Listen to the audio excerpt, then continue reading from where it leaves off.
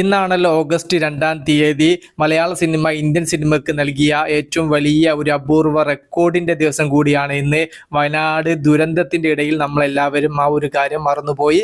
അത് ഇന്ത്യൻ സിനിമയിൽ ആദ്യമായിട്ട് ഒരു ചിത്രത്തിന്റെ അറബിക് വേർഷൻ റിലീസായ ദിവസം, അതും നമ്മുടെ മെഗാസ്റ്റാറിന്റെ ചിത്രം, അതും നമ്മുടെ ഒരു മലയാള ചിത്രത്തിനാണ് ഇത്തരത്തിലുള്ള വലിയ നേട്ടം കൈവരിക്കാൻ സാധിച്ചിട്ടുള്ളത്.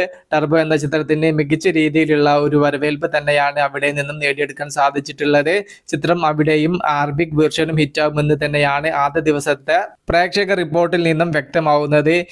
ഈ ഒരു അറബിക് വേർഷൻ വലിയ രീതിയിലുള്ള വിജയമാണ് അവിടെ കൈവരിക്കുന്നത് എങ്കിൽ ഇനിയും ഒട്ടനവധി മലയാള സിനിമകളും അതുപോലെ തന്നെ ഇന്ത്യൻ സിനിമയിൽ നിന്നൊക്കെ അറബിക് വേർഷൻ ഗൾഫ് നാടുകളിൽ റിലീസാവും. ചിത്രത്തിന്റെ ആദ്യ ദിന അറബിക് വേർഷന്റെ കളക്ഷനെ കുറിച്ചും അതോടൊപ്പം തന്നെ ടോട്ടൽ അറബിക് വേർഷന്റെ കളക്ഷൻ എവിടെ ചെന്നെത്തും എന്നതുള്ളതൊക്കെ നമുക്ക് വരും ദിവസങ്ങളിൽ മാത്രമേ പറയാൻ വേണ്ടി സാധിക്കുകയുള്ളൂ. എന്തായാലും ഗൾഫ് നാടുകളിൽ വലിയ വരവേൽപ്പ് തന്നെയാണ് മെഗാസ്റ്റാറിന്റെ ടർബോ എന്ന ചിത്രത്തിന്റെ അറബിക് വേർഷന് കിട്ടിയിരിക്കുന്നത്. കേരളം ദുരിതത്തിലൂടെ കടന്നു പോവുകയാണ്. ഇതിനിടയിൽ അറബിക് വേർഷന്റെ റിലീസൊക്കെ എന്ത് അല്ലേ.